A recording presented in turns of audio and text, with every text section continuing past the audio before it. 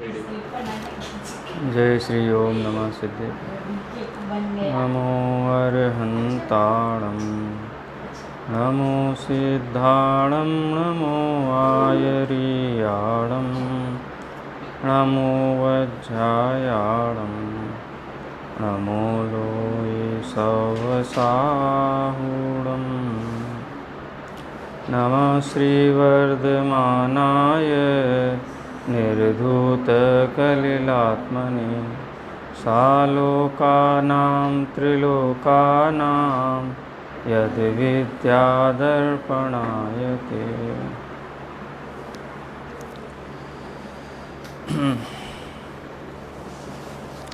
रत्नगंड श्रावकाचार्य के 34 छंद तक अपनी चर्चा हुई है। आज 35वें छंद के ऊपर चर्चा करेंगे। सम्यक दर्शन अधिकार उपसंहार की तरफ है। 7 छंद और हैं, अभी 41 छंदों में हैं। 44 बोल रहे थे क्या? 44 बोल रहे थे, 41 हैं। टोटल 150 छंद हैं, जिसमें 41 छंद हैं वो सम्यक दर्शन अधिकार के हैं, जिसमें सम्यक दर्शन की चर्चा की गई। ये समझ लो आज अपन 35वां छंद पढ़ने वाले हैं ना। ये सठखंडागम का जो तीसरा खंड है, बंध स्वामित्व विचय वो सम्यक्त्व के संबंध में कौन बंधक अबंधक है उसकी चर्चा यहाँ है। अबंधक की अपेक्षा ही चर्चा लेनी चाहिए। किन प्रकृतियों का बंध सम्यक दृष्टि को नहीं होता। इतनी प्रशंसा तो की सम्यक्त्व की, तो प्रशंसा कैसी की है कि अतिशयोक्ति की है क्या? कई लोगों को लगता है कि सम्यक्त्व की इतनी अतिशयोक्ति करते हैं, सम्यक दर्शन की इतनी अतिशयोक्ति करते हैं, ज्ञान और चारित्र का महत्व कम हो जाता है। तो महत्व कम होने वाली बात है ही नहीं। साथ साथ तो चलता है। हर चीज़ का अपना अपना महत्व है, अपना अपना दृष्टिकोण है। तो महत्व की अपेक्षा भी सम्यक दर्शन की चर्चा चलती है। तो सम्यक दर्शन का महत्व ही समझाएंगे ना। सम्यक दर्शन के प्रकरण में सम्यक ज्ञान का प्रकरण होगा तो सम्यक ज्ञान का महत्व समझाएंगे, और सम्यक चारित्र का जब प्रकरण होगा तो सम्यक चारित्र का महत्व समझाएंगे। जब नए का प्रकरण होगा तो नए का महत्व समझाएंगे। जिसका प्रकरण होगा वही विषय समझाएंगे ना। घोड़े पे किसको बिठाएंगे बारात में? हैं, जिसकी शादी होगी उसी को बिठाएंगे।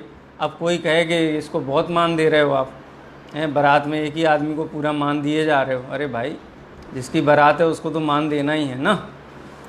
ज्ञान का महत्व तो कम है, चारित्र का महत्व तो कम है, ऐसा मन में खेद नहीं लाना चाहिए। कई लोगों का इस प्रकार से प्रश्न भी आ रहा है, प्रवचन सुन रहे होंगे ऑनलाइन, कि आप तो सम्यक दर्शन का ही गुणगान बहुत कर रहे हो, घर में ही बैठे बैठे सम्यक दर्शन हो जाएगा क्या? अरे भाई, घर में ही होता है। हाँ, घर में क्या, कहीं भी होता है। घर में ही क्यों, नरक में भी हो जाता है, त्रियंच गति में भी हो जाता है। अपने घर में रहेंगे हाँ, तो वही होता है ना। सम्यक दर्शन की शर्त ये नहीं है कि तुम कहाँ रहते हो। अपने घर में रहो। सम्यक दर्शन ये कंडीशन नहीं लगाता है। सम्यक दर्शन की कंडीशन ये है कि तुम्हें सर्वज्ञ के द्वारा कहे गए तत्व का श्रद्धान होना चाहिए। और श्रद्धान माने कैसा? सड़े नारियल जैसा श्रद्धान नहीं, कहीं भी जाके फोड़ दिया। परीक्षा पूर्वक आगम के अभ्यास के बाद युक्ति का अवलंबन, परंपरा, आचार्यों का उपदेश और अविरोधी पने से उसका निर्णय होने पर जो श्रद्धान यथार्थ होगा उसका नाम सम्यक दर्शन है। और सम्यक दर्शन होने पर जो होता है उसी की तो चर्चा है।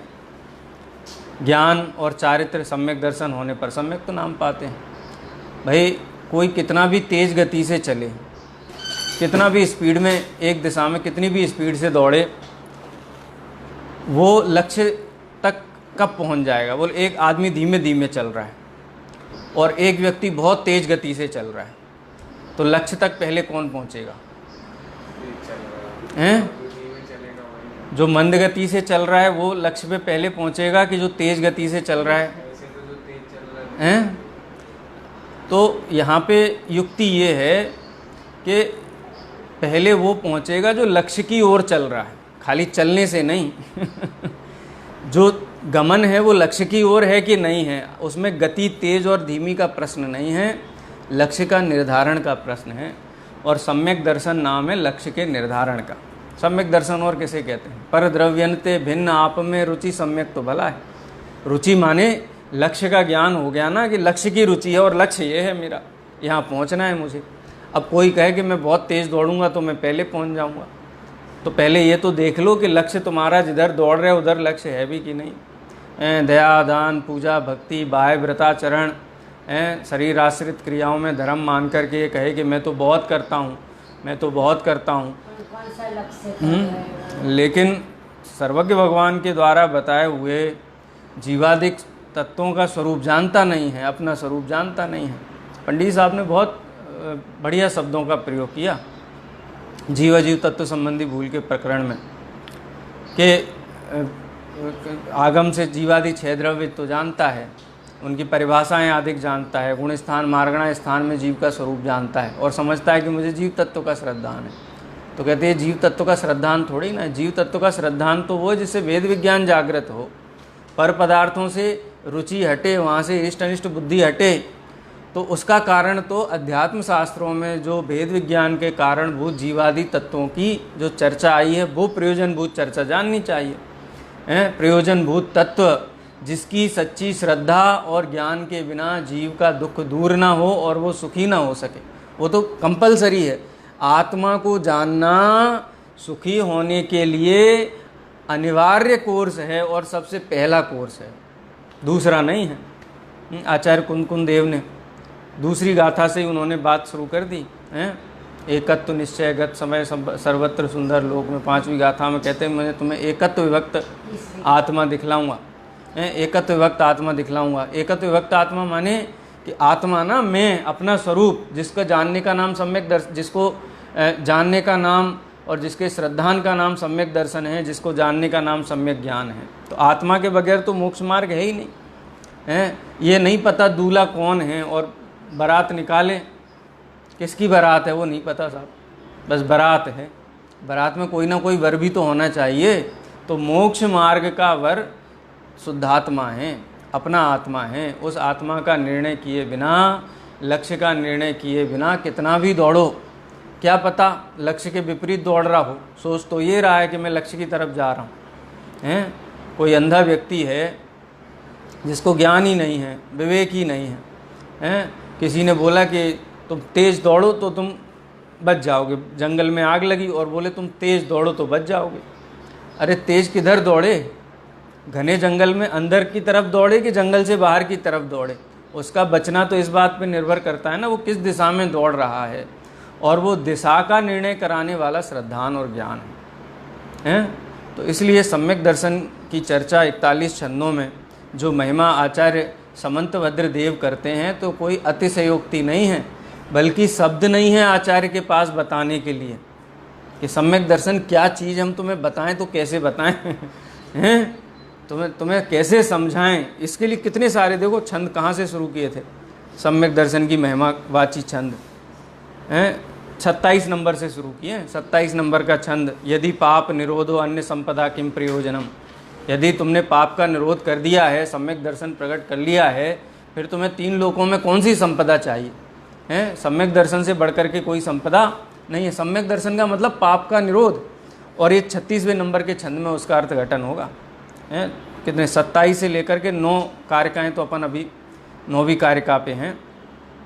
तो सम्यक दर्शन क्या वस्तु है, सम्यक दर्शन की उपलब्धि भव के अभाव में कितनी बड़ी उपलब्धि है, इस उपलब्धि का इसको अभी अंदाज़ा नहीं है। आचार्य समंतभद्र देव का बस चले तो वो तो बिल्कुल हृदय खोल करके सामने रख करके दिखा दें, देखो ये सम्यक दर्शन की ये कीमत है। लेकिन शब्द हैं, शब्दों की सीमाएं हैं, उन सीमित शब्दों के माध्यम से ही उस विषय को रखना चाहते हैं। देखो अपन ऐसा देखते हैं, अपने मन में कोई बहुत बहुत गहरा भाव हो जो हम उसका वेदन करते हैं, अनुभव करते हैं, जब हम उसको शब्दों से कहते हैं तो कितना कह पाते हैं, कितना कह पाते हैं। और कहा गए में भी हम संतुष्ट होते हैं। हम सोचते हैं हम तो कहना तो बहुत अच्छा चाहते थे, लेकिन ऐसा मुंह से निकल गया, ऐसा कह दिया, अगर और सोच के कहते तो ऐसा कहते, ऐसा कहते, ऐसा कहते। तो आप ये विचार करो, आचार्य समंतभद्र देव भावलिंगी संतों के हृदय में करुणा भाव आया है।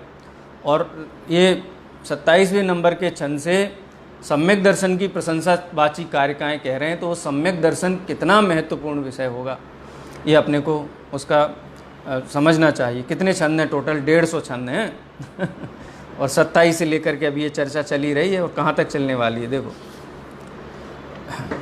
41वें नंबर छंद तक अनवरत चलने वाली है, माने 150 छंदों में 14 छंद। टोटल कितने छंद हैं पूरे ग्रंथ में? 150। और सम्यक दर्शन अधिकार में 41 छंद हैं, यानी सम्यक दर्शन अधिकार को लगभग 30% छंद हैं। 30% कहो कम है थोड़े, 30% से भी कम अपन समझो तो 25% हैं। हाँ, लगभग 25 से 30% के बीच में अनुपात में छंद सम्यक दर्शन अधिकार के। जबकि ग्रंथ किसका है? कौन से अनुयोग का ग्रंथ है ये? चरणानुयोग का ग्रंथ है। चरणानुयोग के ग्रंथ में भी 25% छंदों की चर्चा सम्यक दर्शन पे करते हैं। तो आचार्य समंत भद्रदेव के हृदय को, भाव को अपन समझो कि सम्यक दर्शन का कितना महत्व है, कितनी उसकी महिमा है। और वो शब्दों से तो कैसे बतलाएं। अब वो 35वें नंबर के छंद में किस प्रकार से सम्यक दर्शन होने पर पाप का निरोध होता है वो चर्चा करते हैं। छंद पढ़ते अपन। सम्यक दर्शन शुद्धा नारक तिर्यंग नपुंसकति स्त्रीत्वानि दुष्कुल विक्रात फलयुर्द हृद्रता च व्रजन्ति नाप्यव्रतिका। तो वो छंद भी बदल गया आर्या छंद आ गया। कारिका में तो कम शब्द होते हैं, अब आगे छंद आर्या कर दिया आचार्य देव ने, हैं। बसंतिल का छंद भी आने वाला है आगे। माने अनुष्टुप छंद संस्कृत का छोटा छंद है सूत्र वाक्य में, लेकिन आचार्य भगवान को और अधिक शब्दों में सम्यक दर्शन की महिमा समझाने का भाव है। तो आर्या छंद में सम्यक दर्शन से किन किन पापों का निरोध होता है, किस प्रकार से बाह्य जो संयोग हैं प्रतिकूल, उन संयोगों का निषेध हो जाता है, वो चर्चा यहाँ पर प्रस्तुत करते हैं। क्या कहते हैं? सम्यक दर्शन शुद्धा, जो जीव सम्यक दर्शन से शुद्ध है, हैं?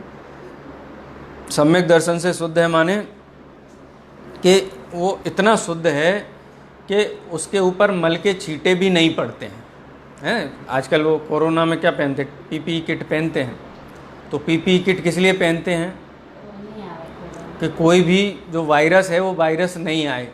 तो ये वो किट भी फुल प्रूफ नहीं है, हैं। उसकी भी इतनी इस विधि से पहनना, इतने टाइम तक पहनना है, पहने समय क्या क्या सावधानी बरतनी, एक्सपोजर नहीं होना चाहिए, कहीं से भी दोबारा यूज नहीं करनी, बहुत सारे टर्म्स एंड कंडीशंस उसमें हैं। तो भी गारंटी नहीं है, गारंटी है तो भी कितने ही डॉक्टर इन्फेक्ट हो रहे हैं।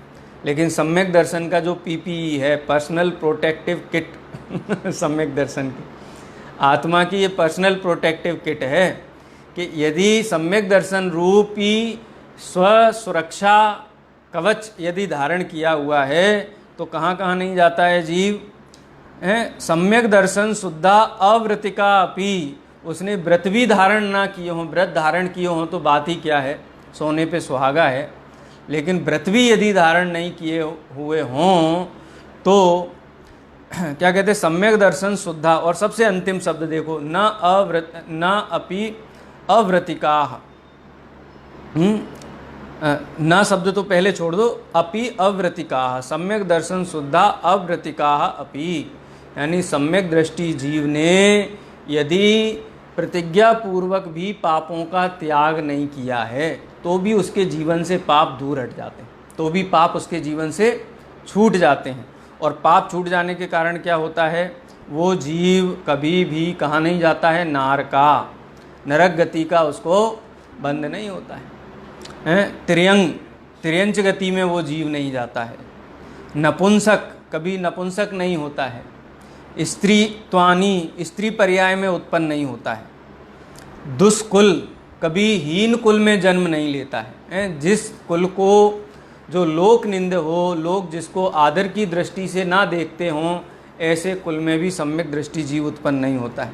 दुष्कुल विकृत माने शरीर अंग भंग नहीं होता है। कितने ही जीव हैं मिथ्या दृष्टि जीव, अपर्याप्तक होते हैं, जन्म लिया वहीं अंतर मुहूर्त के अंदर पर्याप्तियाँ पूर्ण होने के पहले ही मर जाते हैं। कितने ही पर्याप्ति पूर्ण करने के बाद ही गर्भ में उनका मृत्यु हो जाती है। और कितने ही जीव ऐसे हैं कि जन्म भी होता है तो शरीर कैसा मिलता है, किसी को कोई व्याधि है, किसी को कोई व्याधि है, जन्म से भी तो हाँ जन्म से ही रोगी रहते हैं और जीवन भर उस रोग के में ही अस्त व्यस्त और त्रस्त रहते हैं।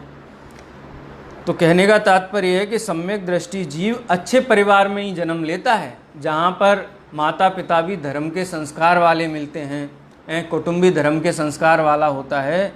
इस प्रकार के कुल में जन्म नहीं लेते जहाँ पर विपरीतताएं हों।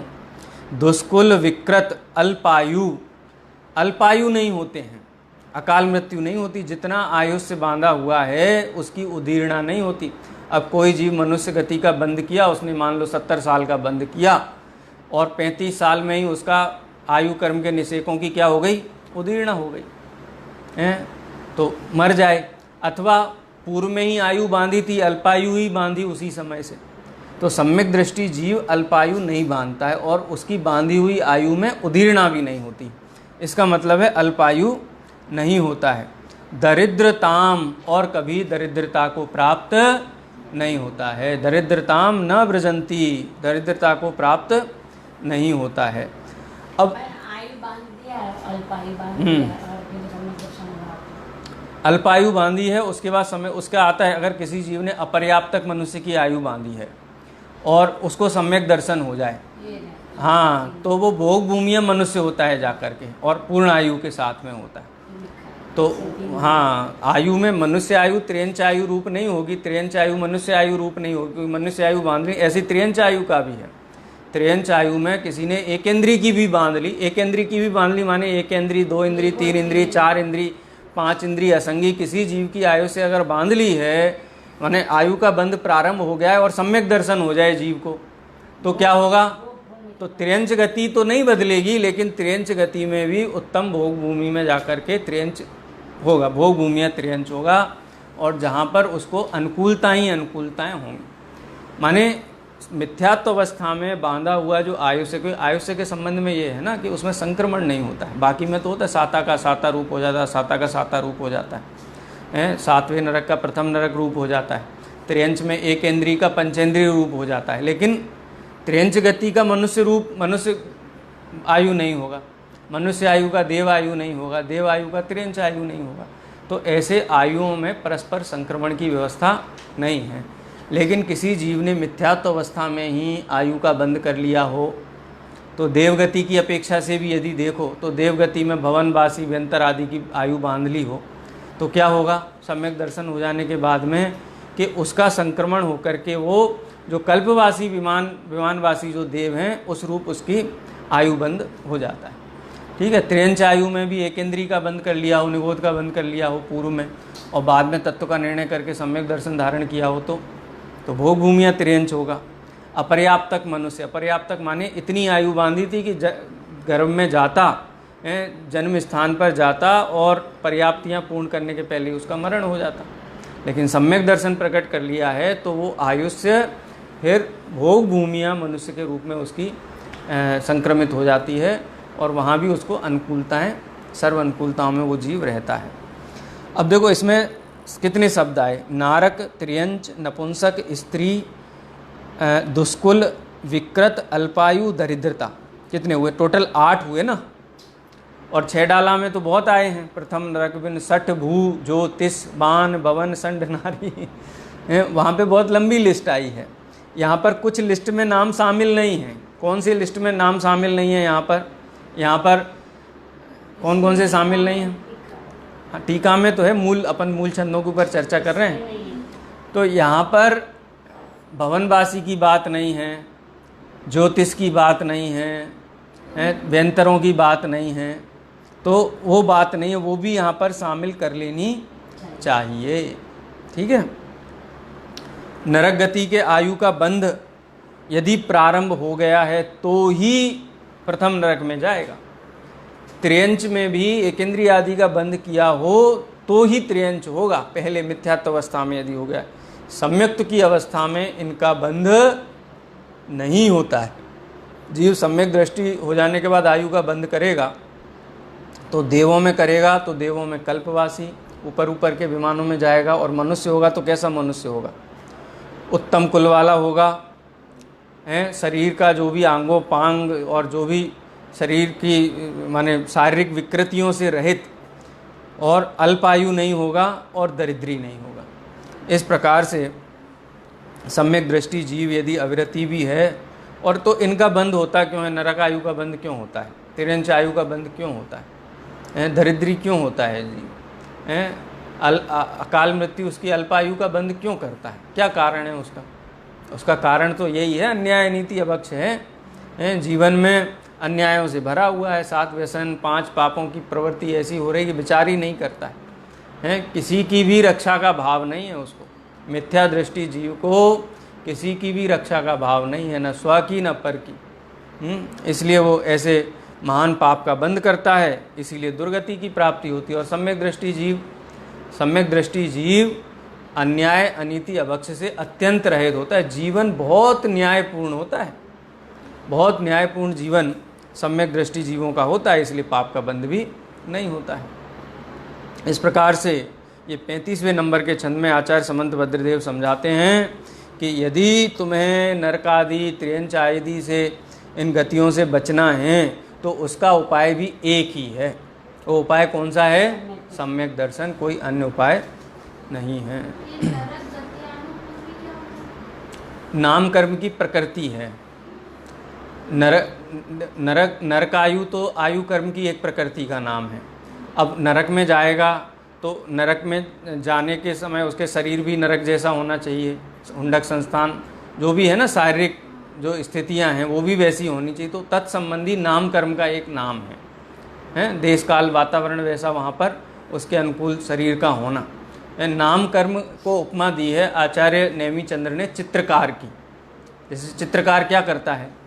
चित्र बनाता है ना, तो ऐसे ही नाम कर्म चित्रकार की तरह जिस भी गति में जीव जाता है उस गति के अनुकूल उसके शरीर अंगों पांग सब रचनाएं जो भी हैं इंद्रियों की और जो भी हड्डियों की, त्वचा की, कंठ की, सारी जो शारीरिक व्यवस्थाएं हैं वो नाम कर्म की प्रकृतियों के उदय के अनुसार होती हैं। तो नरक गत्यानुपूर्वी, नरक गति में जाने वाला जीव नरक गत्यानुपूर्वी नामक नाम कर्म का भी बंध करता है साथ में।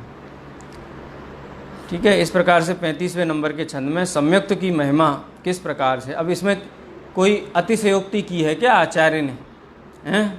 कि सत्य का उद्घाटन किया है। सिद्धांत ग्रंथों में ये बात आई है, उस सिद्धांत ग्रंथों की बात को ही सरल भाषा में अल्प शब्दों में सब लोगों को समझ में आए उस रूप से यहाँ पर रखा है, बहुत महत्वपूर्ण जान करके। तो इस प्रकार से 35वें छंद में सम्यक दृष्टि जीव अनेक प्रकार की कुगतियों से, और वास्तव में देखा जाए तो सम्यक दृष्टि जीव को कोई नरक का भय हो, त्रियंच का भय हो, भय नहीं है उसको किसी भी प्रकार का। मैं हो जाऊंगा तो क्या, चला जाऊंगा तो क्या। अन्य मतों में कहानी आती है ना ऐसी, स्थानक वासी ऐसा कहते हैं कि राजा श्रेणिक स्थानकवासी परंपरा के अनुसार, अब कहाँ आती है वो मुझे पता नहीं है, लेकिन एक उनके साधु के मुख से मैंने सुना है कि जब भगवान महावीर का समोसरण आया और वहाँ पर राजा श्रेणिक गए और भगवान महावीर को ये कहा कि मैं श्रावक प्रमुख हूँ, आपकी सभा जो 12 सभाएं हैं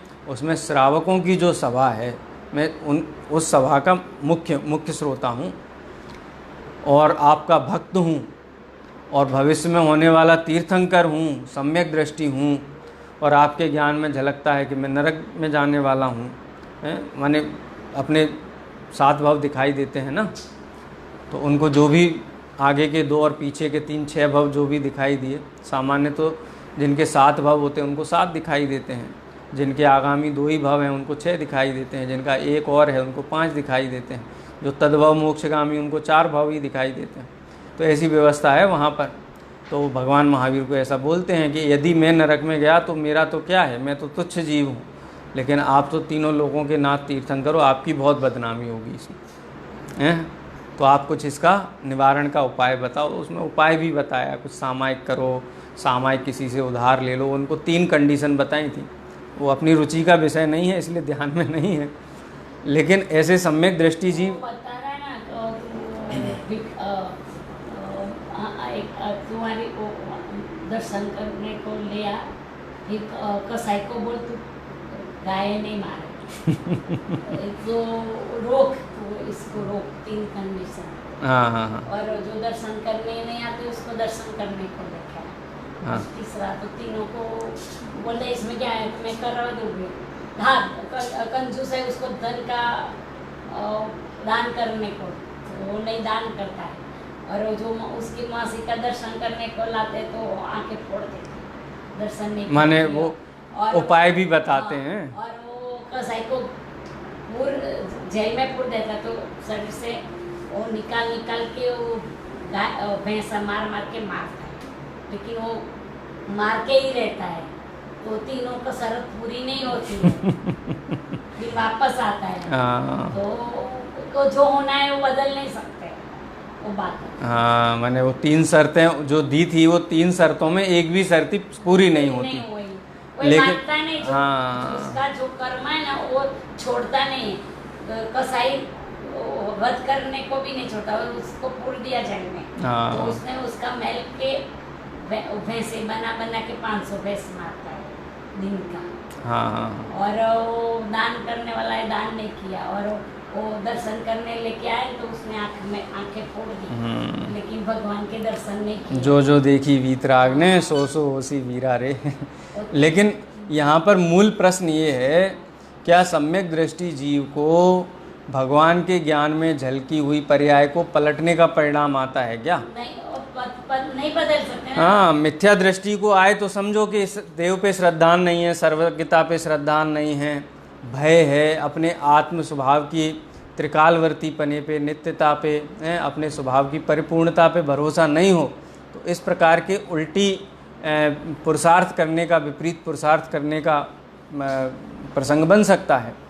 लेकिन सम्यक दृष्टि जीव को ऐसा विपरीतपना कैसे हो सकता है? संभव ही नहीं है। इसलिए आचार्य देव कहते हैं कि भय नहीं है, जीवन सदाचार में है। अरे जीवन में सदाचार होगा तो क्या होगा? पाप का बंध होगा कि सहज पुण्य का बंध होता है? उस पुण्य की भी आकांक्षा नहीं है, उस पुण्य को भी उपादेय नहीं मांगते। देखो, ये जो सम्यक दृष्टि जीव है ना, इनकी पुण्य में अत्यंत हेय बुद्धि है। ये पुण्य मेरे किसी काम का नहीं है, ये तो हेय है, जैसे पाप वैसे पुण्य, ये संसार में रुलाने वाला, ऐसी हेय बुद्धि है। लेकिन पुण्य कैसा बंद होता है? चक्रवर्ती का, तीर्थंकरों का, आगे वो चर्चा भी करने वाले हैं। तो इस प्रकार से सम्यक दृष्टि जीवों का जीवन भी निष्पाप होता है। सम्यक दृष्टि अविरति का मतलब ऐसा नहीं कोई पापी है, कसाई है। सिंह की पर्याय में भगवान महावीर के जीव को सम्यक दर्शन हो गया, तो कोई व्रत धारण थोड़ी ना किए थे वहाँ पर, लेकिन मांस आदि का भक्षण करने का त्याग हो गया तुरंत, अनछने जल का त्याग हो गया तुरंत। सम्यक दृष्टि का जीवन विपरीत नहीं होता है। बहुत यत्नाचार प्रवृत्ति सम्यक दृष्टि जीव के जीवन में होती है, और इतनी यत्नाचार प्रवृत्ति होगी तो पाप का बंध होगा, पुण्य का बंध होगा। तो ऐसा काम ही नहीं है, ऐसे परिणाम ही नहीं है जिससे पाप का बंध हो। तो बिना कारण के तो कार्य होता नहीं है। देवायु इसलिए नहीं चला जाता कि उसके परिणाम विपरीत हैं और सम्यक दर्शन प्रोटेक्ट करके लेके जाता है। परिणाम भी उसी जाति के है ना। सम्यक दर्शन के साथ उस जाति के परिणाम, विपरीत परिणाम होते ही नहीं हैं, ये समझना चाहिए यहाँ। नहीं तो इम्यूनिटी दे दी सम्यक दृष्टि को तो वो कुछ भी करता रहे, तो भी वो उसकी हीन। अरे इम्यूनिटी नहीं है, उसके परिणाम तो देखो, विचार करो। भरत चक्रवर्ती की कथा हम सुनते हैं ना, कि उसके सैनिकों में ऐसी चर्चा उठी कि चक्रवर्ती तो क्या करते हैं? कुछ नहीं करते हैं, मस्त रहते हैं, भोग भोगते हैं, सारी मेहनत तो हम करते हैं इनके लिए, हैं? इस प्रकार का एक प्रसंग आता है ना। तो दरबार में उसको लाया गया और कहा कि क्या चर्चा है, तो उसने ऐसी बात कही। तो भरत चक्रवर्ती ने समझाने के लिए कि तुमको उसके हाथ में एक तेल का कटोरा दिया। बचपन में कहानी हमने सुनी है। हाँ हाँ, बोले कि जाओ पूरा वैभव और ऐश्वर्य देख करके आओ तुम, और हाथ में एक तेल का कटोरा पकड़ा दिया हैं। उस तेल के कटोरे में एक कंडीशन थी कि एक बूंद गिरना नहीं चाहिए, पूरा भरा हुआ पकड़ा दिया, और अगर गिरा तो तुम्हें दंड मिलेगा। इस प्रकार की वहाँ पर घोषणा और जो भी व्यवस्था हुई हो। लेकिन उसमें समझने लायक बात यह है कि सम्यक दृष्टि जीव का जीवन अत्यंत विरक्त होता है। संसार में रहते हैं तो ऐसा छेडाला में ना, गेही पे गृह में न रच्यो ज्यों, घर में रहता हुआ भी गृह में रचा पचा नहीं है। हैं, अत्यंत विरक्त भाव से। वो विरक्त भाव दूसरे को दिखाई दे ऐसा विरक्त भाव नहीं, अंतरंग परिणति विरक्त है। गेही पे गृह में न रच्यो ज्यों, जलते भिन्न कमल है, नगर नारी को प्यार यथा कादे में हेम अमल है। जैसे शुद्ध कादे, कादे माने कीचड़ में, हेम हेम माने सोना। जैसे माइन के अंदर, खदान के अंदर सोना कैसा होता है? मिट्टी वाला, कीचड़ वाला है। लेकिन वो सोना फिर भी सोना है कि नहीं है? वो सोने के अंदर, सोने के स्वरूप के अंदर मिट्टी का मल प्रवेश करता है? नहीं करता। ऐसे ही सम्यक दृष्टि जीव की परिणति में अन्याय का, अनीति का, अभक्ष का प्रवेश नहीं है, और नहीं होने से सहज पुण्य का बंध होता है, इसलिए कुगति भी नहीं होती। छंद पढ़ते हैं पुनः। सम्यक दर्शन शुद्धा नारक तेरे अंग नपुंसके स्त्रीत्वानि, दुष्कुल विकृताल्पायुर दरिद्रताम च व्रजन्ति नाप्यव्रतिका। अब कैसा होता है सम्यक दृष्टि जीव? 35वें नंबर के छंद में तो ये बताए कैसा नहीं होता है। अब 36वें नंबर के छंद में क्या बताते हैं कि कैसा होता है। अभी नास्ति से कथन है, अभी यहाँ पर अस्ति से कथन है। ओजस तेजो विद्या वीर्य यशो वृद्धि विजय विभव सनाथा, महाकुला महार्था मानव तिलका भवन्ति दर्शन पूता। आर्या छंद नहीं लग रहा, कोई दूसरा छंद लग रहा है। छंद का नाम यहाँ दिया नहीं है। ओजस तेजो कैसा होता है? दर्शन पूताह। दर्शन पूता माने, पूत माने, पूत शब्द का क्या अर्थ होता है? पवित्र। हाँ, पूत शब्द का संस्कृत में अर्थ होता है पवित्र, हैं, सुपुत्र, अत्यंत पवित्र। कुपुत्र हैं, जो पवित्र ना हो। दर्शन पूताह, जो दर्शन के द्वारा, पूत माने पवित्र हैं, जो जीव सम्यक दर्शन के से पवित्र हो गए हैं, जिनके जीवन में सम्यक दर्शन नाम का तेज प्रकट हो गया है, सम्यक दर्शन से पवित्र जो जीव हो गए हैं, वो कैसे होते हैं? भवंती, भवंती माने होते हैं। कैसे होते हैं? ओजस तेजो, ओज, उनमें ओज होता है, बुझे नहीं रहते हैं। सम्यक दृष्टि जीव अनुत्साही नहीं होते हैं, इन्फीरियरिटी नहीं होती उनके अंदर, उदास, बुझे बुझे से, चिड़चिड़े से। सम्यक दृष्टि जीव ऐसे नहीं होते। कैसे? तो ओज, हमेशा उत्साही रहते हैं, हमेशा उत्साह में रहते हैं, ओज में रहते हैं। ओज का मतलब होता है ना, कोई वक्ता बोलता है बहुत एकदम से, हैं, तो अपन क्या कहते हैं उसको? ओजस्वी वक्ता है।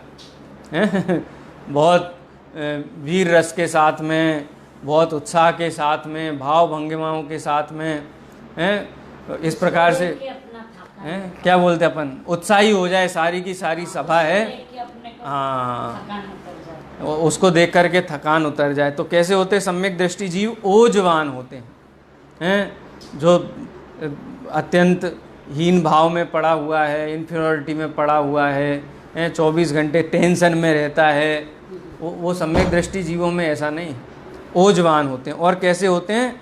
तेजो, अंदर, उत्साह अंदर का गुण है और तेज बाहर का गुण है।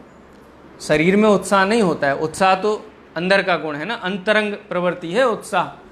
और जिनकी अंतरंग प्रवृत्ति उत्साह होती है, उनकी बहिरंग प्रवृत्ति कैसी होती है? तेजवान होती है। उनका शरीर कांतिवान होता है, मुखमंडल कांतिवान होता है। तो सम्यक दृष्टि जीव ओज वाले होते हैं, उत्साहवंत होते हैं हमेशा, हैं, हमेशा कोई भी कार्य हो, सकारात्मक कार्य हो, हमेशा उसके लिए तत्पर रहते हैं। और कोई भी पाप का काम हो, नकारात्मक काम हो, तो एक क्षण नहीं लगाते हैं। अन्याय, अनीति, अभक्ष के त्यागी होते ना, एक क्षण नहीं लगता है निर्णय करने में। ये काम करने योग्य नहीं है तो नहीं है, मन में उसके प्रति कर्तव्य भाव जागृत नहीं होता है, और जो कार्य करने योग्य है उसके प्रति अत्यंत उत्साहवान रहते हैं। तो ओजवान, तेजवान। और कैसे? विद्या वीर्य यशो वृद्धि, उनमें क्या होता है कि जो भी कलाएं हैं, उन कलाओं में हमेशा निरंतर वृद्धि हुई होती रहती है। विद्या है तो विद्या कैसी कैसी होती है? वृद्धिमान, बढ़ती रहती है, बढ़ती रहती है। जैसे कोई सम्यक दृष्टि जीव सम्यक्त की उत्पत्ति करके मान लो पहले स्वर्ग में गया, पहले सौधर्म विमान में गया, और अभी भव शेष हैं, फिर मनुष्य हुआ तो क्या किसी के यहाँ राजकुमार हुआ, फिर वापस अगर जाएगा तो कहाँ जाएगा, पहले स्वर्ग में जाएगा, नहीं ऊपर वाले में जाएगा वृद्धिमान होता है, वापस आएगा तो कोई चक्री होगा, कोई इस प्रकार की उत्कृष्ट हमेशा उसको वृद्धियाँ होती रहती, विद्या में वृद्धि होगी, वीर्य माने बल में वृद्धि होगी, यश में वृद्धि होगी, वृद्धि में हीनता नहीं आती। जैसे जो चंद्रमा होता है ना, वृद्धिमान चंद्रमा होता है, जैसे चंद्रमा की कलाएं निरंतर बढ़ती पूर्णमासी तक पूर्ण होता है, ऐसे ही सम्यक दृष्टि जीव जब तक भाव भवों में रहता है, संसार में रहता है, तो उसमें ओज की, तेज की, विद्या की, बल की, यश की हमेशा उत्तरोत्तर वृद्धि ही देखी जाती है, उसमें हानि नहीं आती है। सम्यक्त से च्युत हो जाए उसकी बात नहीं, सम्यक्त जिनका तारतम्य रूप से विद्यमान हैं उन जीवों की चर्चा है।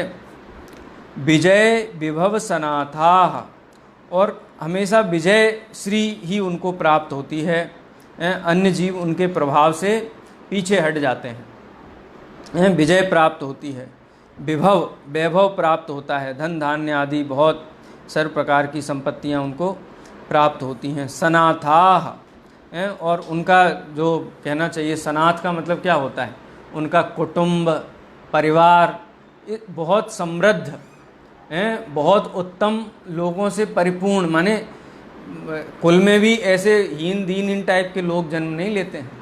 जैसे ऋषभदेव, राजा ऋषभदेव तो पुत्र क्या, एक पुत्र चक्रवर्ती, एक पुत्र कामदेव, है ना ख्याल में। तो जो सम्यक दृष्टि जीव होते हैं वो स्वयं तो ऊर्जावान कांतिवान होते ही हैं, उनके कुल में जन्म लेने वाले जो जीव हैं वो भी ऊर्जावान और कांतिमान होते हैं, विद्या वीर यश वाले होते हैं। तो क्या कहा यहाँ पे, विजय विभव सनाथा, हमेशा विजय ही उनकी होती है, तिरस्कार नहीं, कोई उनका तिरस्कार नहीं करता है, वैभव से पूर्ण होते हैं, सनाथ होते हैं, माने परिवार है वो परिवार भी ऐसे सदस्य होते हैं जो बहुत उत्कृष्ट हैं, बुद्धि से, बल से, ऐश्वर्य से जो उत्कृष्ट हैं, ऐसे कुल में लोग जन्म लेते हैं। माता पिता कैसे होते हैं, राजा होते हैं, रानी होते हैं। कई लोग ऐसी ईर्ष्या करते हैं कि देखो ये जैनों के तीर्थंकर तो हमेशा ऊंची जातियों में ही जन्म लेते हैं दरिद्र के घर बन के फिर तीर्थंकर बन के बताते, अरे भाई जिस जीव को पाप का परिणाम ही नहीं है, जिस जीव के मन में किसी भी प्रकार का कॉम्प्लेक्स नहीं है, कोई ग्रंथि नहीं है, हीनता नहीं है, वो पाप का बंध ही नहीं करते हैं, तो पाप का बंध ना होने से हीन कुल में जन्म कैसे लें, हैं। लेकिन किसी जीव का तिरस्कार नहीं करते, ये भी उनकी विशेषता है। तो अभी भी जैन कुल में जन्म होने वाले नाई नीति से जन्म, उसको खाने पीने की तकलीफ तो कभी नहीं होती है। कहते कोई भी जैन भिखारी नहीं है भिक्षा मांगता हुआ, क्योंकि जीवन में न्याय नीति है ना, सदाचार है। कितना भी गिरा हुआ होगा तो भी इतना सदाचार तो होगा, इतना तो गांठ में पुण्य रहता है कि उसको अन्य लोगों जैसी प्रतिकूलताएं ना हो। उन प्रतिकूलताओं से, वो प्रतिकूलता से क्यों बचा हुआ है, अपने परिणामों से ही बचा हुआ है, उसको और किसने बचाया। कोई पार्श्वनाथ भगवान, महावीर भगवान आकर के थोड़ी ना बचाते, वो तो सिद्धालय में जाकर के विराजमान हैं। लेकिन जिसके आदर्श भगवान महावीर हों, जिसके आदर्श पार्श्वनाथ भगवान जैसे तीर्थंकर हों, ऐसे जिनके आदर्श हैं उनके जीवन में पाप की हीनता होती है, गृद्धता नहीं होती है। मिथ्या दृष्टि होने पर भी जीव यदि जैन धर्म का अनुयायी है तो निश्चित रूप से वो बहुत सारे पापों से स्वतः बचा हुआ है, इसलिए हीनता नहीं देखी जाती है। विजय विभव सनाथा महाकुलाह, कैसे महान कुल हैं, महान कुलाह माने महान कुलों में जन्म लेते हैं, यानी उत्कृष्ट कुलों में जन्म लेते हैं। इक्ष्वाकु वंश हैं, क्षत्रियों कहते हैं ना, जैनियों के तीर्थंकर, जो जैन तीर्थंकर हैं वो क्षत्रिय कुल में जन्म लेते हैं, क्योंकि ऐश्वर्य वैभव बल साहस की अपेक्षा से उत्कृष्ट जो कुल है, वर्ण है, वो क्षत्रिय माना गया। वैसे तो लोक व्यवस्था है, भगवान आदिनाथ ने जब राज्य अवस्था में थे उस समय 3 वर्णों की स्थापना की थी, हैं? वो कथा पूरी अलग है, उसका कलर ही अलग है उस कथा का है कुल की अपेक्षा से। 3 कुलों की स्थापना ऋषभदेव ने की थी, क्षत्रिय कुल, वणिक कुल और शूद्र वर्ण, कुल नहीं, वर्ण, क्षत्रिय वर्ण, वैश्य